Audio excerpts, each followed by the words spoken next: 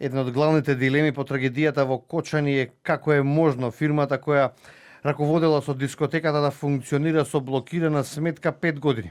Од 2020 година компанијата е со блокирана банкарска сметка, а во минус од 3000 евра фирмата е повеќе од 2 години. Од управата за јавни приходи за телевизија 24 велат дека работат на овој случај. Информациите пак кои ги добивме од Министерството за економија велат дека угостителските објекти се поретко се регистрираат како летни дискотеки. Една од причините е цената.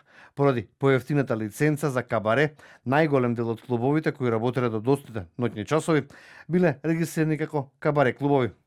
Лиценците за диско клуб на отворено, кабаре и ноќен клуб се со важност од една година и се издаваат врз основа на приложена документација и уплатена доместок во согласно со општинските одлуките на град Скопје. Доколку гостителскиот објект не ги исполнува минимално техничките услови и условите за јавен ред и мир, како и собраќај и доказ за платена доместок, му се издаваат лиценци во рок од 15 дена. Во случај да има негативно мислење од Министерството за внатрешни работи или пак од Државниот пазарен инспекторат за неисполнување на условите, неговото барање се одбива. Инаку од вчера газдата на фирмата 4М Кафе Доел Кочани, која стопанисуваше со дискотеката Пулс, е приведени на распит во полиција.